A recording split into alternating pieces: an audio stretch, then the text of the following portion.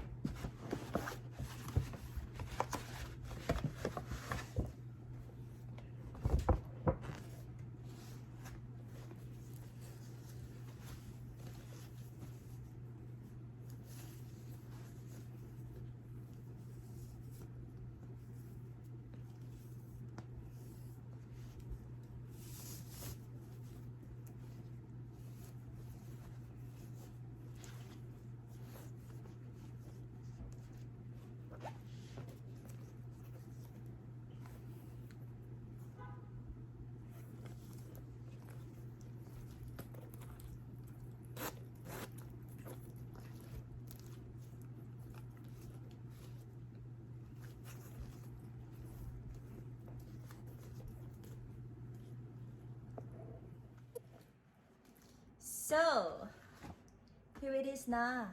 Yeah, we've done with the unboxing. So, eto na siya guys.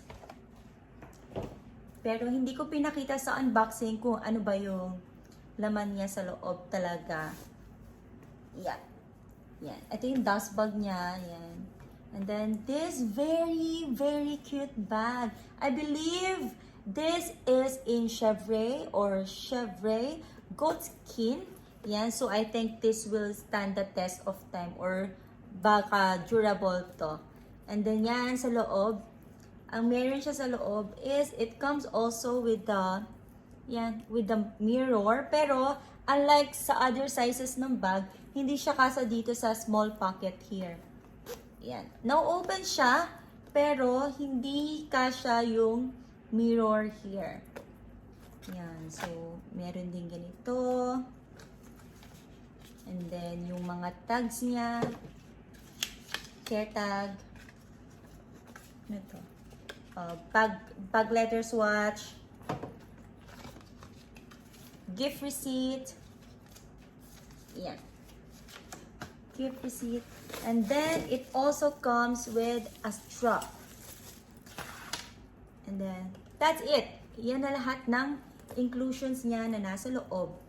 Just to share a simple story about this bag, how I purchased this, binili ko to online, Instagram account, which is a personal shopper based on Europe. And alam naman natin na mas mura sa Europe kesa sa nandito sa Pilipinas, maliban na lang kung LV yan or Chanel or other store na hindi nagsisale. Pero but for this case, sa Balenciaga, alam naman natin na mayroong outlet stores doon. So, mas mabibili nila to ng mura, and which is much more affordable for us. So, if you're interested and you consider to get this bag, I will put the link of the name of the Instagram seller, si Miss Rochelle, which is very kind and super smooth ng transaction namin dito. Super bilis. I think it only took 3 to 4 weeks nung na-place ko yung order na to, tapos dumating na siya dito sa Pilipinas. You just have to wait a little, pero I think that's fast enough na kasi malayo rin naman yung pinanggalingan ng bag. And also, I heard, I don't know, I'm not sure, but I heard that this kind of bag is mafe-phase out na siya sooner than you know. Kasi di ba nagbago yung designer ng Balenciaga, so ang mas pinofocus nila ngayon is yung bagong designs niya, which is I think the Neo City. Yan, ito siya. Pero ako, I still like this kasi ito yung pinaka-classic na pag sinabi mong Balenciaga, parang ito yung itsura niya, di ba? Pero not this size, but with the look. So, yeah. The color of this bag is called Roses de Sables or Pink Nude. And then it comes with a silver hardware, which is, I think, in my personal opinion, is more better than the gold hardware. Kasi ang ganda ng pagkaka-contrast nilang dalawa, oh. And then yung leather pull niya with the zipper. Ito yung double B na naka-emboss sa ilalim. And then ito rin, yung leather pull niya. Sa likod, it's just plain. Walang ibang zipper pockets dyan. Pagdating naman sa loob, meron siyang isang pocket, slip pocket dito. Ito. Tapos, color black yung lining niya sa loob. And then, nakalagay lang dyan is Balenciaga. Tapos, sa likod nun, nakalagay is Made in Italy. Tapos, yung mga kontrolados number niya or date code or whatever. Tapos, ito namang top handle niya.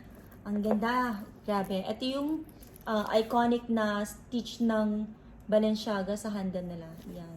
Super ganda, hindi ba? And super cute. Guys, if you don't like this mirror na nakahang naman dito, kasi nga parang ang dami lang nakahang, meron ng leather zip dito, tapos nandito pa siya, pwede mo siyang ipasok na lang sa loob. Or better, tanggalin mo na lang kasi detachable naman siya. So let's talk about the measurements of the bag. Here. Sa top handle niya, yung bag drop, here, is 6.5 centimeters. Or kapag mula dito, it's 7.5 centimeters. And then the length is 19.5 or 19 in centimeters. The height is 19. Pero kapag manggagaling siya dito, it's 13 or 12.5. And then let's go with the width. Sa pinaka-lower part naman dito is it's 6 centimeters. And then sa pinaka-taas is 3 centimeters. Yan. Kasi pa-letter A siya sa gilid niya. So, yan. When it comes naman sa bag drop ng strap niya, it is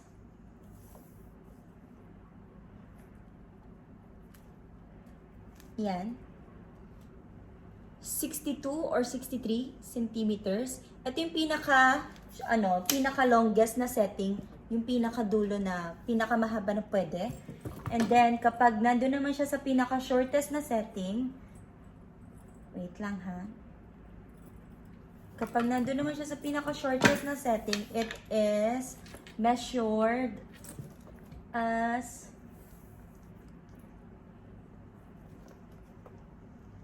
57 or 56 centimeters. Yeah. So cute.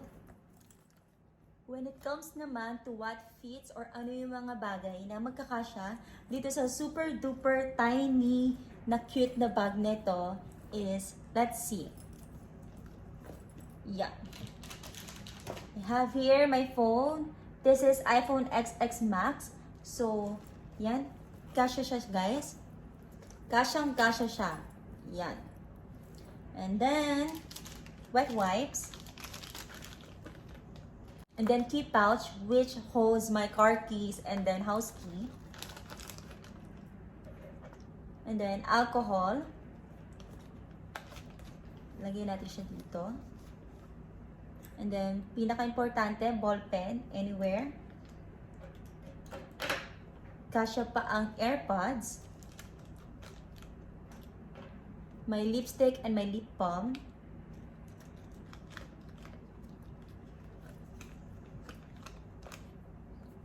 And then my hand cream. Ito siya, guys. sa loob. Yan na siya sa loob. So, feeling ko, kasya pa siyang lagyan ng card holder.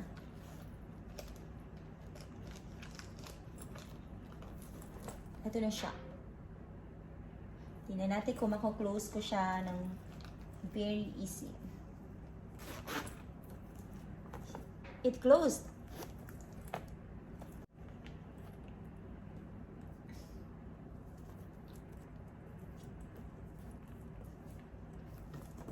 If curious lang kayo kung kasya dito ang salamin, I have here, since kasi bulky na yung loob niya, so hindi na magkakasya to kapag nilagay ko pa dyan.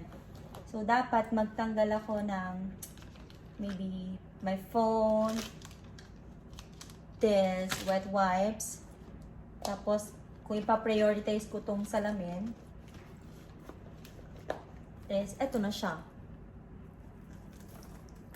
Close pa rin naman to. Yan.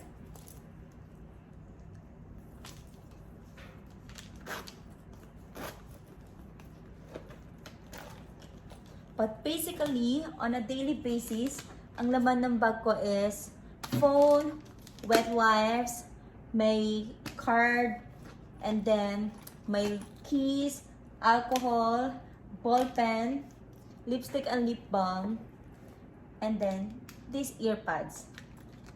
Yan. Medyo marami na rin to guys para sa small na bag na to. Diba? So now guys, for the mug shots or modeling shots, I am not a model, pero ipapakita ko sa inyo kung paano siya naglaland sa akin, yung bag. And then for the reference, I am only 5 foot flat, so yan, hi sa mga petit out there. So yan, pwede ko siyang suotin as like this, na nakalagay lang siya dito, pero it's very impossible na pumunta siya all throughout here kasi nga maliit yung pag drop niya. Pero yan, it's very cute. And then another way is pwede rin din na top handle lang na ganito, which is also cute. And then pwede na siya ng shoulder bag, pero I think super mahaba na to for me. Ayoko nang pag ko naglaland na dito sa legs ko, almost knees. Guys, nandito na siya sa pinaka-shortest na setting. So, yan na siya. Wala na akong magagawa dyan.